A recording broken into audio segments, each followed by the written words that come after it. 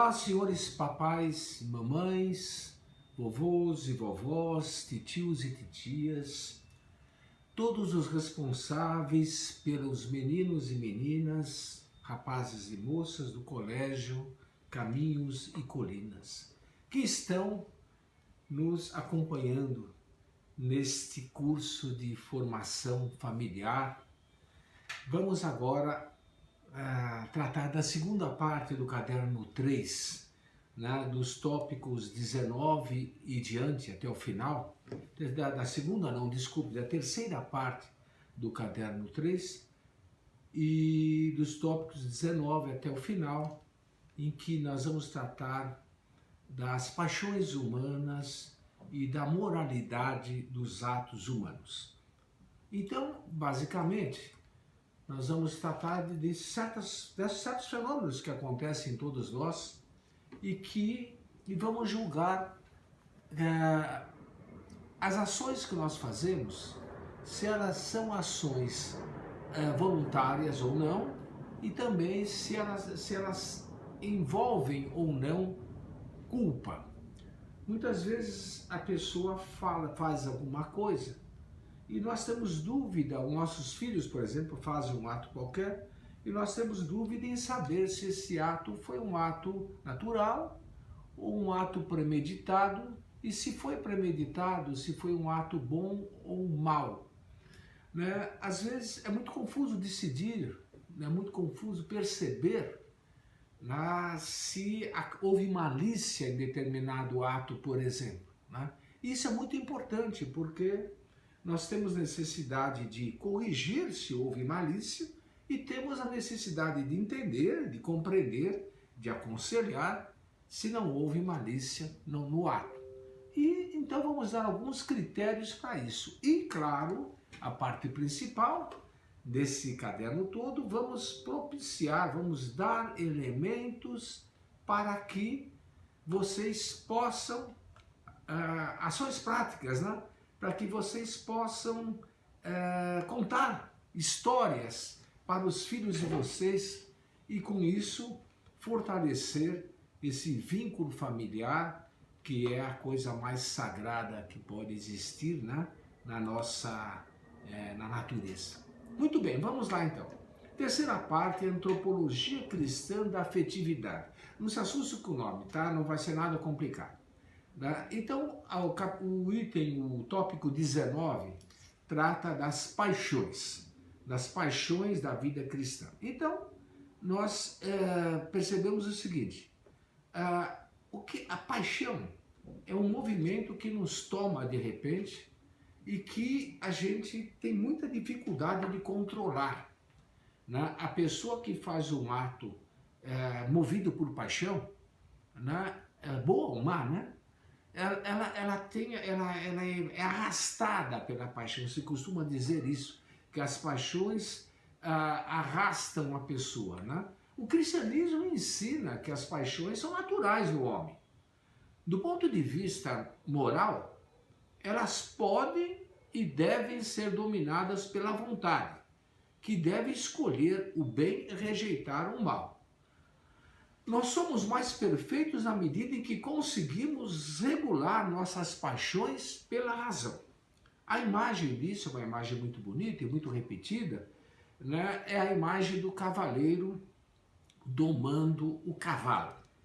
O cavalo representa a paixão e o cavaleiro representa a razão humana. Na medida em que ele controla o cavalo, né?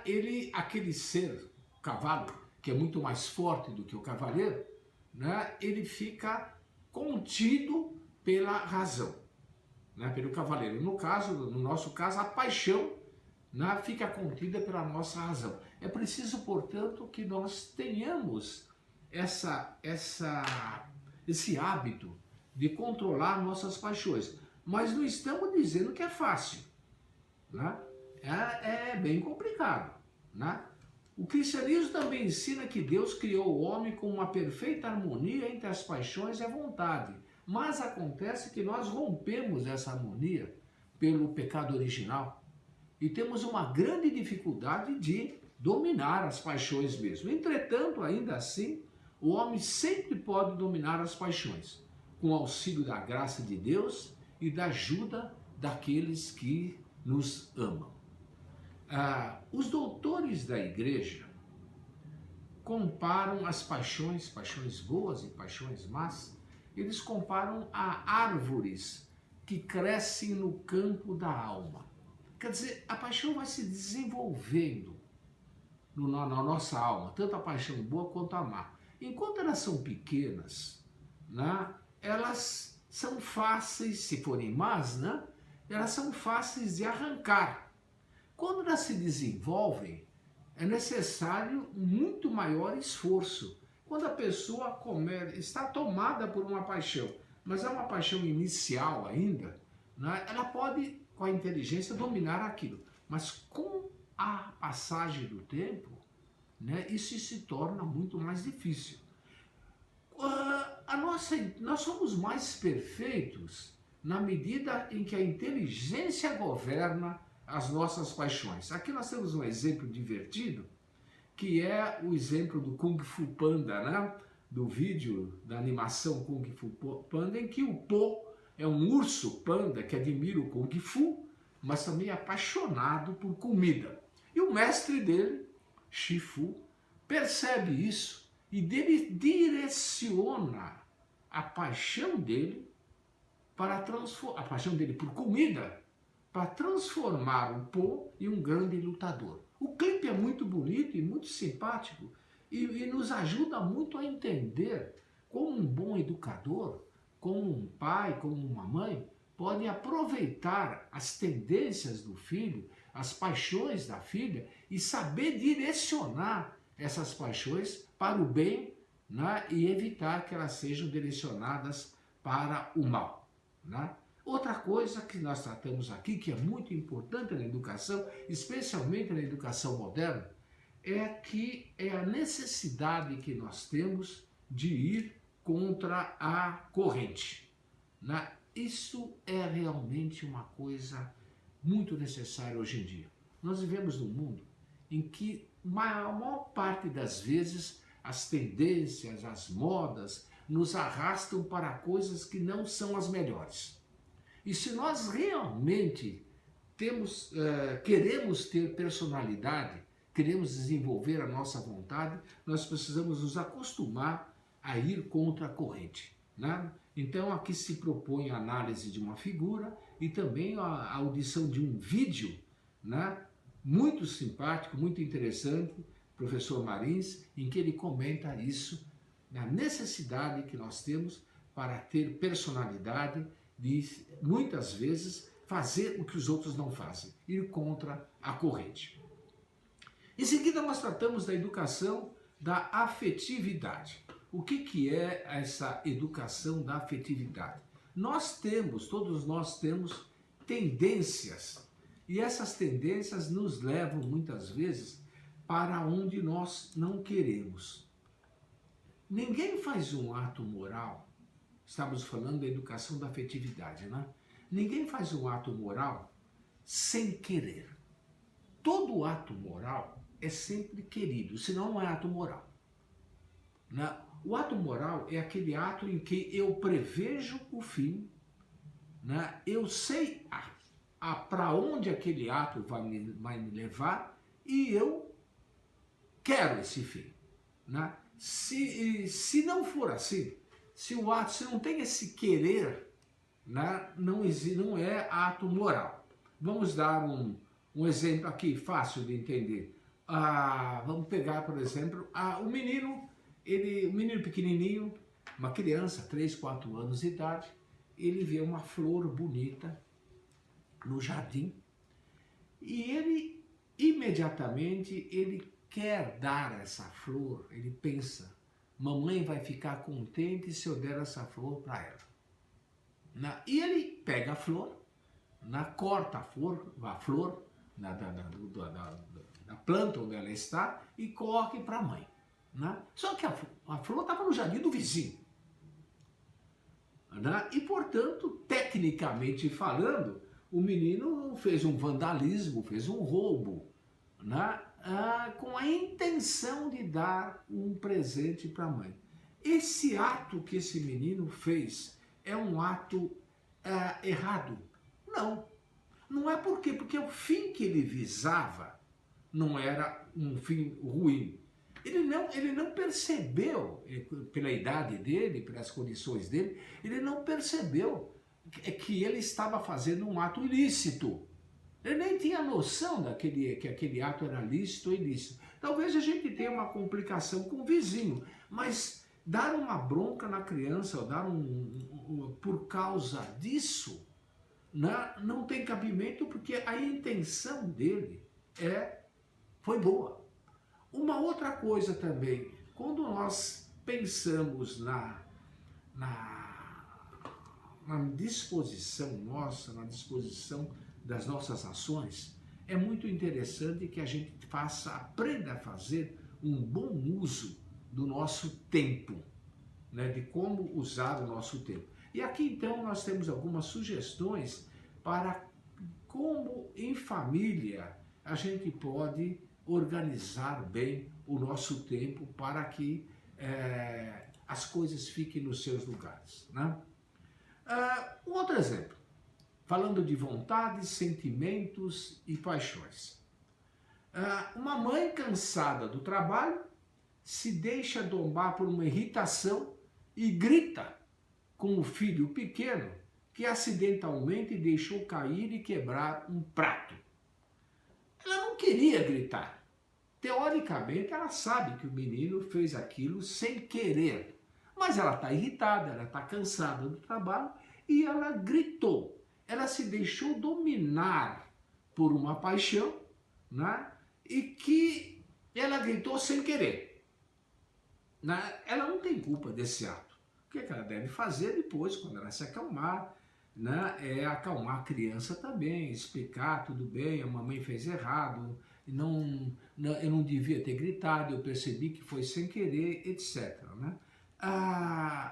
As paixões, elas só influenciam as nossas ações se a vontade permitir. Isso precisa ter muito claro, tá? Enquanto eu não quero, enquanto eu estou sendo dominado pela paixão e não estou raciocinando, eu não tenho culpa, né? Eu devo me esforçar para dominar a minha paixão. Mas enquanto a paixão está me dominando e eu não consigo controlar aquilo, eu propriamente não tenho culpa. Isso é importante porque isso acontece 1000 vezes durante o dia. 1000 vezes acontecem atos de alegria, de explosão de alegria ou de irritação que a gente não pensou. A gente ri às vezes de uma coisa que não devia ter rido. Por exemplo, o meu irmão escorregou e caiu, né? E a minha irmã escorregou e caiu, então eu dou uma gargalhada. Eu não devia ter dado a gargalhada, né? Mas eu dei, porque aquele escapou. Entende? O que eu devo fazer depois, com calma, etc. Depois que passou a irritação da irmã, tudo bem. Chega lá, pedir desculpas, explicar, não, foi sem querer, etc. Né? Acontece todas as vezes. Vamos pensar, claro. Sentir alguma coisa não é consentir. Certo? Eu sinto, né, mas não estou consentindo. Portanto, eu não tenho culpa nenhuma daquilo que eu estou fazendo. É preciso saber controlar. Mas é difícil, né? E depois nós temos aqui um exemplo. Eu hesitei um pouco em colocar esse exemplo aqui, porque é uma gritaria tremenda em casa, né? Mas eu achei que valia a pena colocar. Trata-se de um caso assim, eu nem sei se o caso é encenado ou não, mas em todo caso ele serve para nos explicar alguma coisa.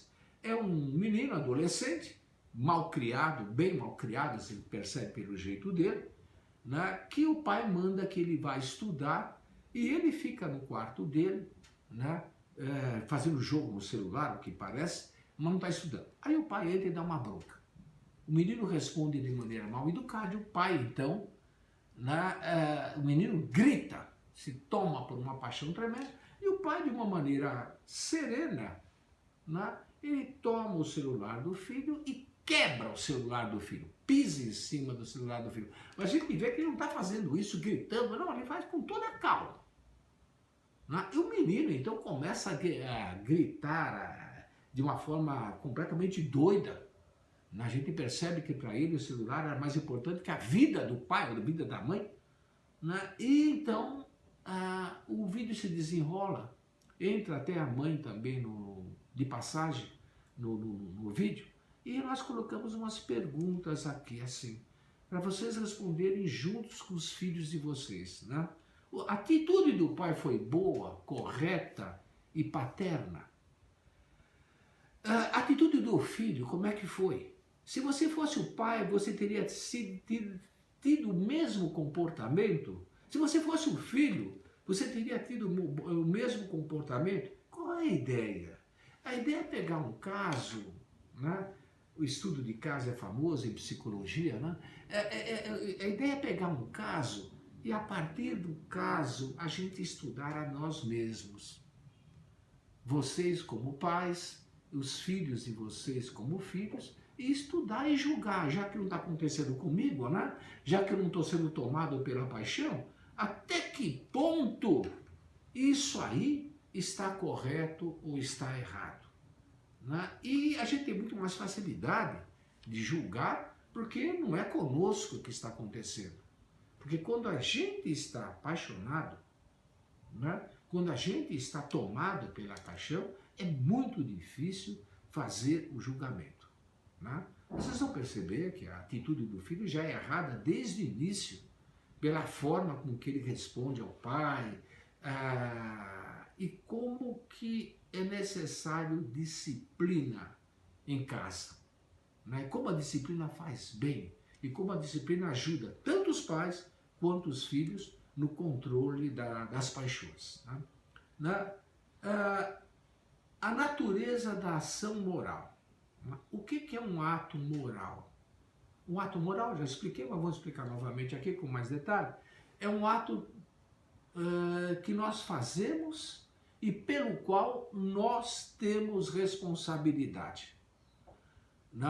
Um ato moral é chamado também ato humano, porque só o ser humano é capaz de realizar um ato moral. O animal não faz atos morais, o animal faz atos, mas não atos morais. Um exemplo que eu tirei aqui de uma pregação do padre Paulo Ricardo, e que eu achei muito divertida, né? Se uma onça mata uma pessoa, isso foi um acontecimento natural. Não podemos dizer que a onça cometeu um crime, porque ela não é livre. Outro dia fizeram um maior escândalo aí, porque saiu na internet um vídeo de uma onça matando uma capivara, né? Veja, o ato de uma onça matar uma capivara para se alimentar da capivara não é um ato moral, não merece crítica nenhuma, porque é um ato plenamente da natureza. Faz parte da natureza da onça, né, se alimentar matando animais, outros animais, no caso a capivara. Ela não cometeu um crime, portanto. Ela seguiu seu instinto e caçou, no caso se matou a pessoa, né? Caçou a pessoa para se alimentar porque tinha sido ameaçada. Não há mérito ou culpa, não tem ato moral nisso. Mas, ao contrário, se o ser humano mata uma onça, isso pode ser, de acordo com a legislação brasileira atual, isso pode ser um crime ambiental. Porque esse animal está protegido por lei e a pessoa que matou era livre para fazer aquilo ou não fazer.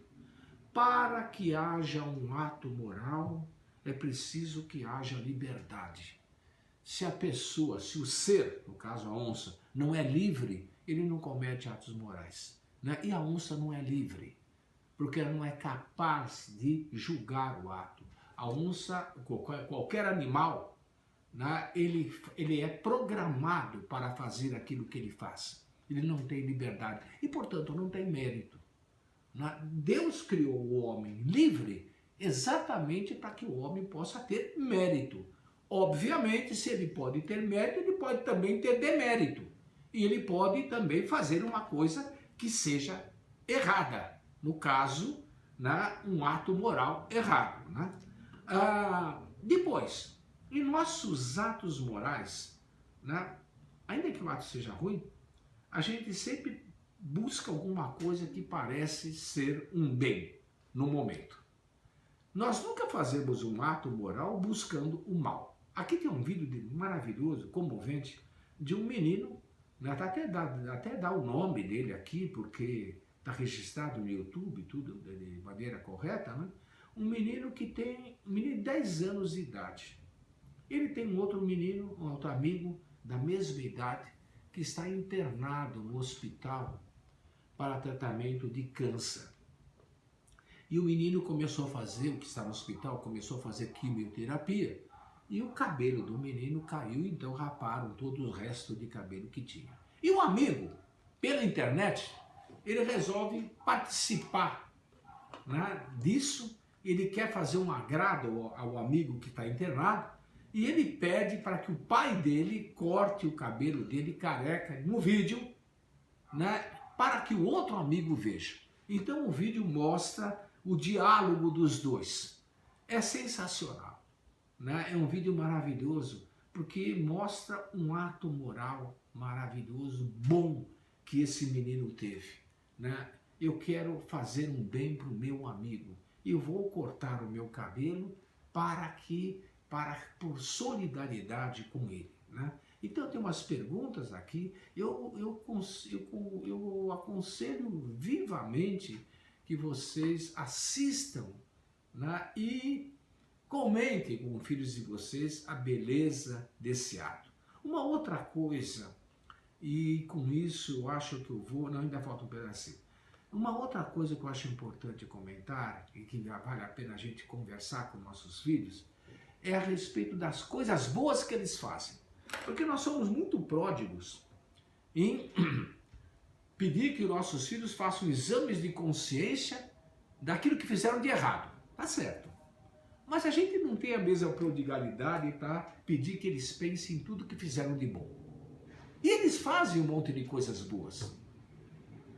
Então a ideia que fica é que só merece reparo e só merece estudo as coisas ruins que as pessoas fazem. Geralmente, quando se fala em fazer um exame de consciência, se espera que a pessoa faça uma lista dos erros que cometeu. Isso pode ser bom, mas nossa proposta aqui é o contrário. Você fazer uma lista dos atos bons, grandes e pequenos, que praticou nos últimos 2 dias. Se quiser, peça ajuda, estou falando para a criança aqui, peça ajuda a seus pais e amigos para se lembrar. Vejam, eles fizeram um monte de coisa boa. A gente só repara no ruim. Isso é mal, né? Porque nós devemos incentivar a pessoa a fazer mais coisas boas, elogiando as coisas boas que eles fizeram. Então aqui a nossa proposta é isso. Crescer em virtude não é deixar de fazer coisas ruins, mas praticar coisas boas. Infelizmente existe uma ideia de que se a pessoa não faz nada de mal, já é por isso é boa. E não é, né? Vamos ajudar a criança a fazer a lista das coisas boas que ele faz. Não faz mais que obrigação. Não, faça a lista. Faça a lista, que isso vai ajudar a pessoa a criança, a ser mais virtuosa ainda. E nós terminamos aqui falando da voluntariedade humana. Eu digo terminamos porque o nosso tempo está acabando. Então eu vou falar da voluntariedade humana e, de acordo com o meu vídeo aqui, encerrar. A voluntariedade humana é um ato voluntário, é um ato que a gente faz com uma intenção, né? Eu tenho vontade de fazer, né? E faço alguma coisa. Mas a verdade é que acontece o seguinte: nós temos que fazer coisas que a gente deve fazer, mesmo sem ter vontade. Há muita coisa que nós fazemos sem ter vontade nenhuma, né? E esses atos que nós fazemos sem ter vontade, a gente faz porque deve, porque a nossa razão nos indica, isso é bom, isso é correto. Esses atos têm um valor enorme diante de Deus. Então tem um vídeo aqui, né, comentando isso, né, fazer o que se deve, mesmo sem vontade, e a partir disso nós vamos levar nós mesmos, né? E nossos filhos, a consciência de que, veja, que coisas a sua mãe, o seu pai fez para você, mesmo sem ter vontade. Nós convidamos a criança a fazer uma lista. A gente dá 3 exemplos aqui. Minha mãe lavou e passou e dobrou minha roupa. Minha mãe preparou meu almoço. Meu pai foi trabalhar e estava cansado. Que mais? Que mais? Faça uma lista dos atos em que os seus pais fizeram para você, mesmo sem ter vontade. E depois pedimos que a criança faça uma lista das coisas boas que ela fez, mesmo sem ter vontade também. Estudei matemática para o simulado, arrumei meu armário que estava uma bagunça e etc. Tem um monte de linhas aí que a criança deve preencher, né, em que vocês podem ajudar, né, de coisas que elas fizeram mesmo sem ter vontade. Para que se entenda o seguinte, existe a razão que está acima da vontade. E se a nossa razão nos diz, você deve fazer isso, mesmo que a minha vontade não queira, né, eu devo fazer. Né? E depois a questão do favor. Já que estamos falando de fazer sem vontade, né, colocamos uma questão aqui. Você está fazendo um favor para os seus pais quando você faz o que deve fazer? Ou são eles que fazem o favor para você? Colocar a criança na ideia de que os pais, vocês, né, estão fazendo favores a ele continuamente e não estão cobrando eles por causa disso. Né? Eles, quando estiverem mais velhos, né, quando nós morrermos, eles vão lembrar disso e falar, puxa, meu pai não sabe. Né? Mas o nosso objetivo disso é que eles se lembrem agora também.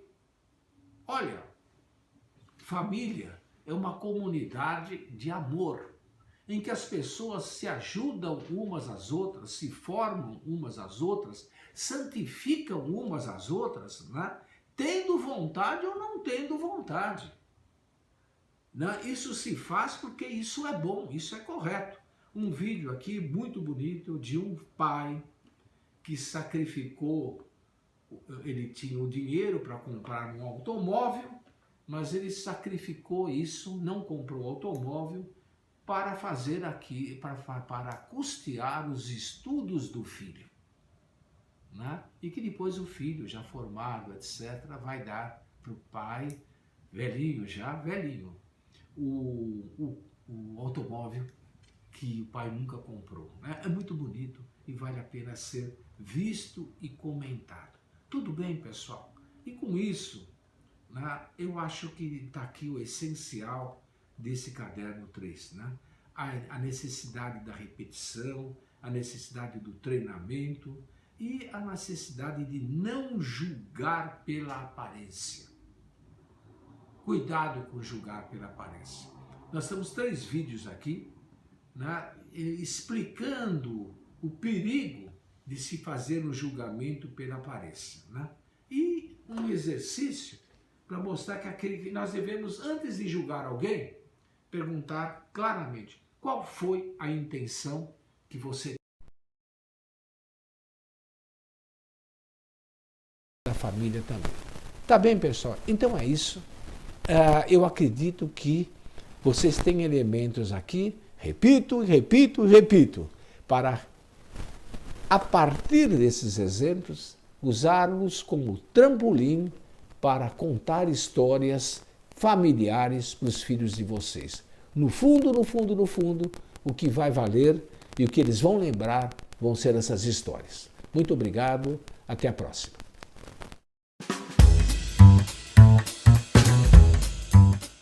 Olá, bom dia pais, mães e responsáveis pelos alunos do Colégio Caminhos e Colinas.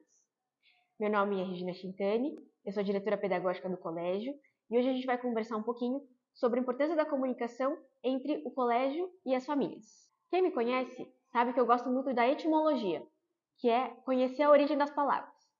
Então, o termo comunicação vem do latim comunicare, significa partilhar, tornar algo comum.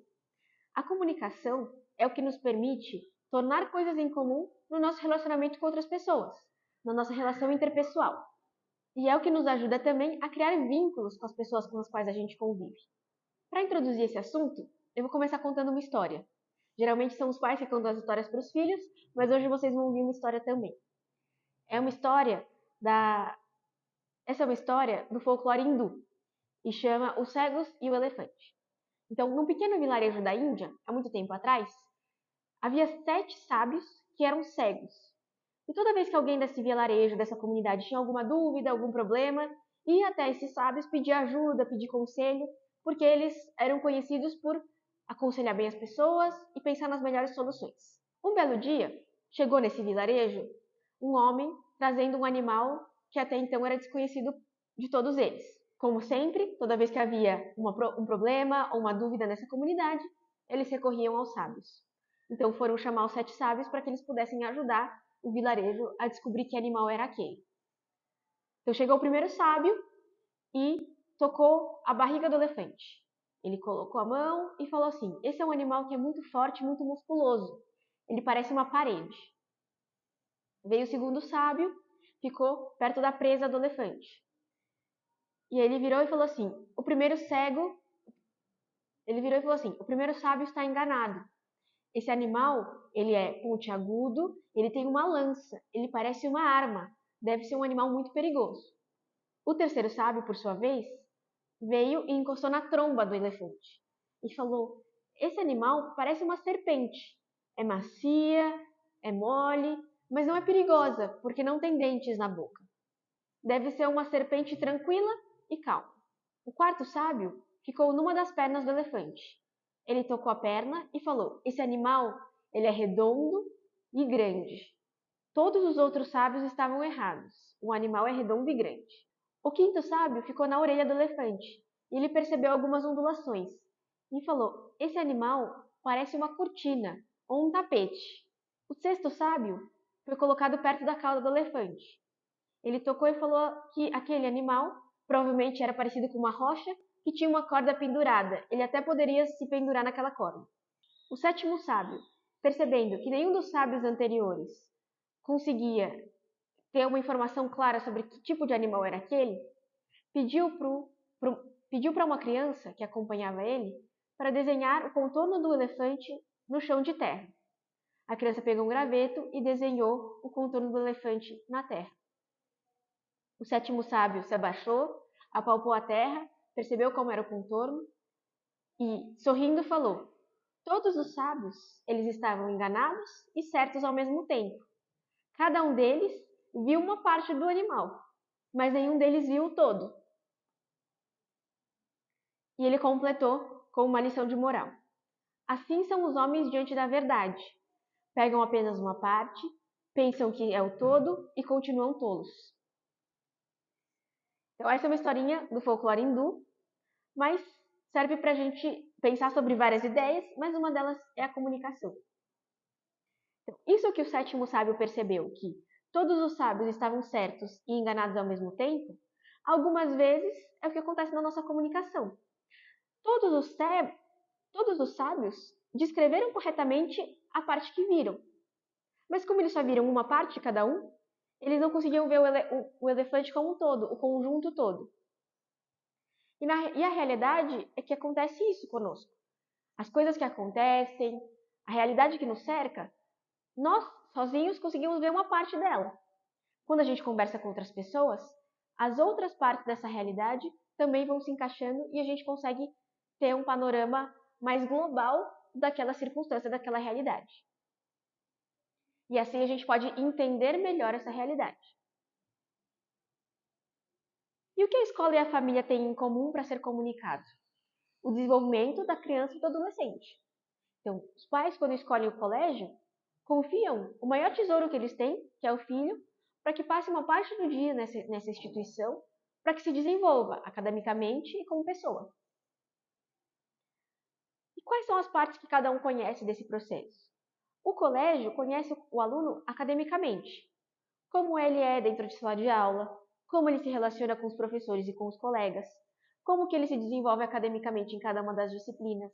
em quais disciplinas tem mais facilidade, em quais tem mais dificuldade, quais são os pontos que ele pode melhorar, que ele pode trabalhar mais para o próximo trimestre. E a família conhece mais de quem o aluno é, todo o histórico dele, então como foi o desenvolvimento daquela criança, né? Então como foi a infância, com quantos anos começou a falar, com quantos anos começou a andar, qual foi a primeira palavra, qual comida gosta mais, quais são as preferências, quais são os hobbies, o que não gosta, como que ele reage diante das situações, como que ele se relaciona com os diferentes membros da família. Esses dois pontos de vista, eles se complementam e ajudam tanto a família quanto os pais a conhecerem melhor aquele ser humano, aquela pessoa. Quando a família e a escola conversam, é possível montarmos esse panorama de como é aquela pessoa. Isso quer dizer que a gente vai conhecer aquela pessoa completamente? Não, porque a criança ou o adolescente ainda estão em fase de desenvolvimento. Mas é como se a gente pudesse tirar uma foto daquele momento e saber: essa criança, esse adolescente, o meu filho, a minha filha, está se desenvolvendo assim neste momento. Ele está assim, ele tem essas facilidades, essas dificuldades, e juntos vamos trabalhar esses pontos aqui. Além disso, é comum que durante o processo educativo surjam dúvidas de como educar melhor os filhos. Afinal de contas, quando cada um de vocês se tornou pai ou mãe, a criança não veio com um manual de instruções para vocês saberem como lidar com cada fase. Então, podem surgir dúvidas que são comuns. Será que eu estou exigindo demais? Será que eu estou sendo muito mole? Como que eu posso acompanhar melhor os estudos? Como faço para dialogar com meu filho, com a minha filha que está entrando na adolescência? Como falar sobre temas difíceis? Então, todas essas são dúvidas que podem surgir em cada um de vocês. E aqui no colégio, há espaço e abertura para que vocês venham conversar conosco sobre esses assuntos. Infelizmente, a gente não tem uma bola de cristal para conseguir adivinhar todas as preocupações que passam na cabeça de cada um de vocês. E também não quer dizer que nós temos a resposta para todas essas perguntas. Mas com a nossa experiência, né, com as coisas que nós estudamos, provavelmente a gente tem materiais que a gente pode indicar, dicas que a gente pode dar, elementos que podem ajudar vocês nessa tarefa. Mas é uma tarefa que nós levamos juntos. Os principais educadores dos filhos são os pais, mas a escola é um parceiro nesse processo. Então, nós estamos também disponíveis para ajudar vocês no que vocês precisarem em relação a essas dúvidas. O colégio possui alguns canais de comunicação com as famílias que podem ajudar. O primeiro é o Class Dojo. O Class Dojo é a nossa plataforma oficial de comunicação. É no Class Dojo que a gente consegue enviar os comunicados para as famílias e as famílias conseguem conversar diretamente com os professores enviando mensagens. Então é possível agendar reuniões, tirar dúvidas, pedir ajuda, pedir dicas, certo? E manter esse diálogo sempre aberto.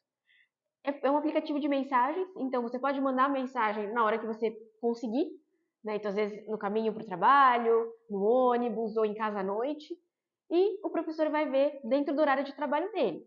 Então nem sempre vai ser uma resposta imediata, porque os professores têm um horário definido de trabalho, mas assim que possível eles conseguem retornar e responder vocês. Também pelo Class Dojo que a gente consegue manter uma comunicação muito rápida com o professor encarregado de classe. Então aqui no colégio, cada turma tem um professor que acompanha mais de perto essa turma. É o que a gente chama de professor encarregado de classe, o PEC. O PEC também pode ajudar a tirar dúvidas sobre o funcionamento da escola, dúvidas que os pais podem ter, né, de regras, de normas. É o PEC que, acompanhando a turma, consegue ajudar a conversar um pouco mais sobre o desenvolvimento global do aluno.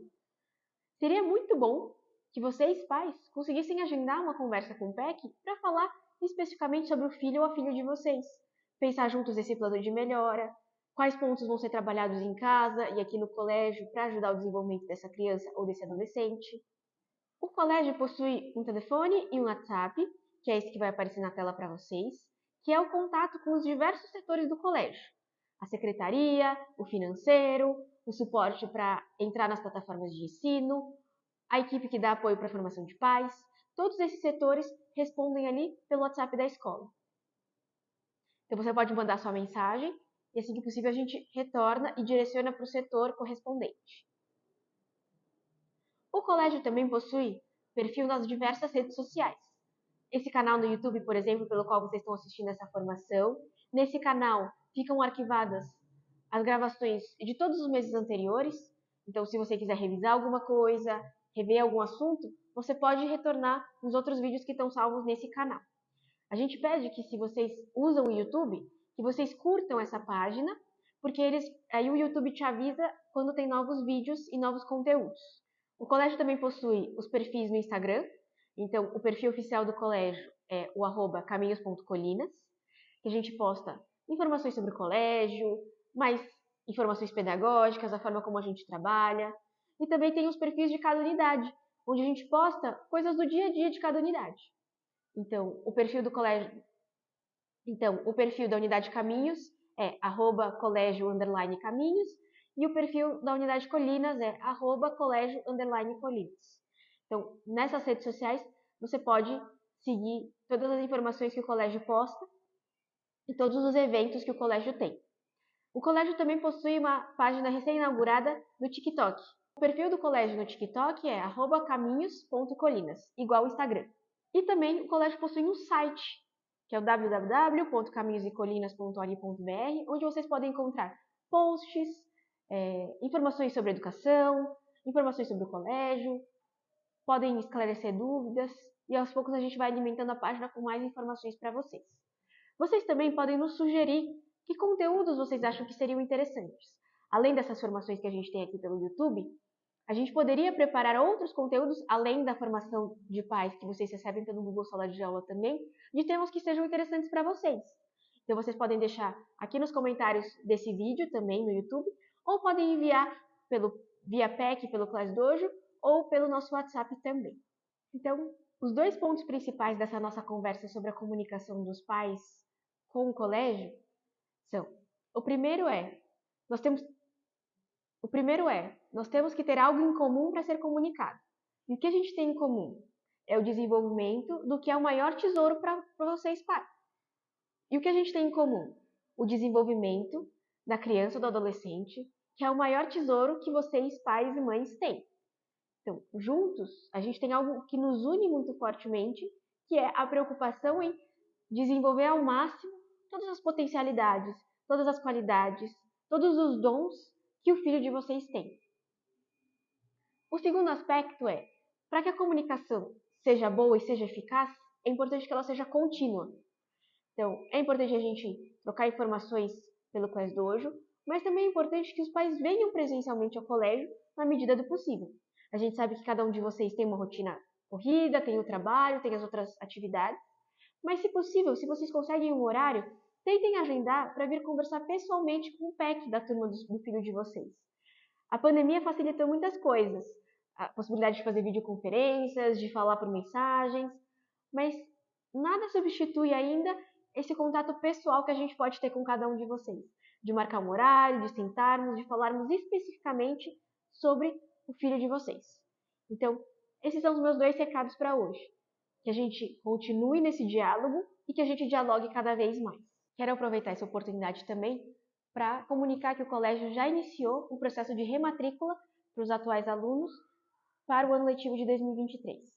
Então, existe uma equipe que está responsável por isso e, aos poucos, vamos entrando em contato com cada uma das famílias. Também já está aberto o processo seletivo para novos alunos para 2023. Então, se você conhece alguma família, tem alguma indicação, conhecidos que você acha que tem esse mesmo ideal educativo que você e sua família têm, você pode entrar em contato com a secretaria pelo nosso telefone 11 34 27 7730 para pedir mais informações. Muito obrigada e um bom final de semana.